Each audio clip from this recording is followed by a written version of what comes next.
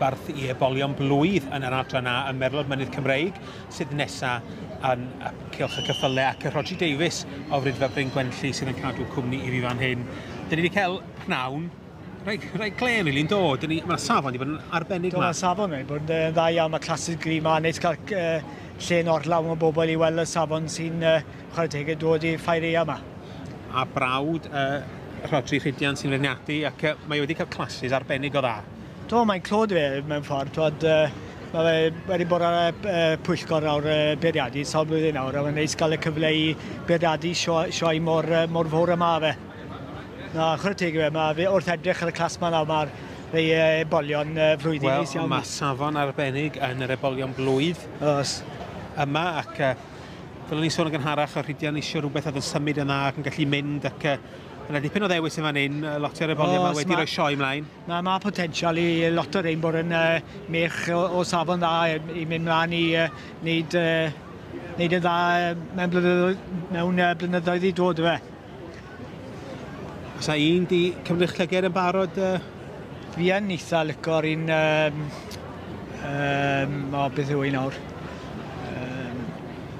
Dagosau chi nawr pam... A wedyn hefyd, mae Jack Bowman wedyn efo... Rhyd y Felyn, Stars Master Plan, ac wedyn Brian Thompson. Gyda pennech Ben Folio yn drydydd. Be wyt ti'n meddwl fan hyn, Rodri? Allai weld bod e'n mynd i newid i wneud ddau, fi'n gynnabydd, ni'n meddwl bod e. A fe'n mynd ar y rown nawr, ond... Ar un mae'r Prem, chwarae teg, wedi bod yn bob, mae'n cysondeb yn ei batrwm, mae'n anfon rhai allan a dyn nhw'n o fewn. Allai ni weld am y tro diwethaf wedyn, os mae'n hapus neu ddim yn hapus fe. Gyda ti rhyw feddwl bod o'n mynd i swapio'r ail ar drydydd? Allai weld, beth alw, byddwn ni meddwl bod nhw'n... bydd y trydydd yn mynd i'r ail, mwy yn well y gilydd efo'r un sydd ar y brig, ond lan i'r brawd yw fe. Ond allai weld bod e'n newid ail i trydydd, ond na barn personol fi hwnna fe, ar y diwrnod fe. Wel, mae niferoedd da yma yn yr adran a'r dosbarth ebolion blwydd ac Rhydian Davies o Bontarfynach sydd yn gofal roi drefn ar nhw a dewis pyr yn ei farn o yw'r un gorau yn y dosbarth yma.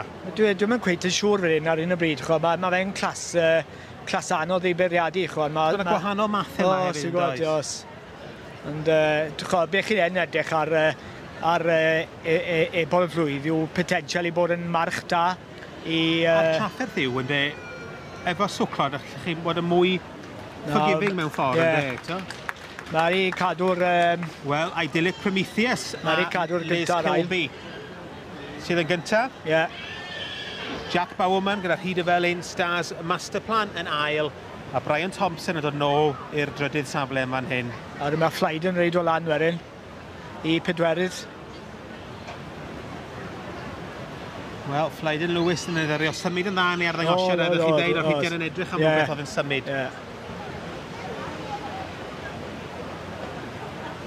A mae'r un gyntaf yma edrych yn dda, mae edrych bod potensial bod dyfodol llwyddiannus mynd i fod o fe. A mynd i gael... Wel, yn siŵr yn wylo brydfa Idyllic fydd ni'n gweld dipyn o Prometheus yn y dyfodol. Mae fe jyst cael un pip to nawr a...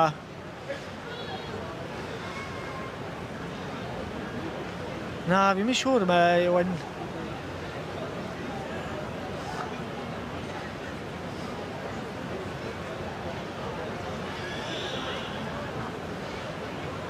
Just mynd i wneud un wac to i wneud siŵr bod e'n hapus fe.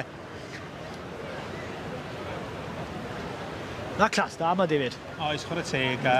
Mae hynna yn siŵr yn rhywbeth gell Rhydian ymfalchio yno fo, bod pobl wedi dod allan lot o'r enwogion, yr enwau mawrion yn myd yr adran A i gefnogi Rhydian heddiw yn y ffair iaf. 163 yr ebolion blwyddyn. Direct event at the half is off, ladies and gentlemen. The conclusion of class number 163, this is potential. The Yearling Colt class.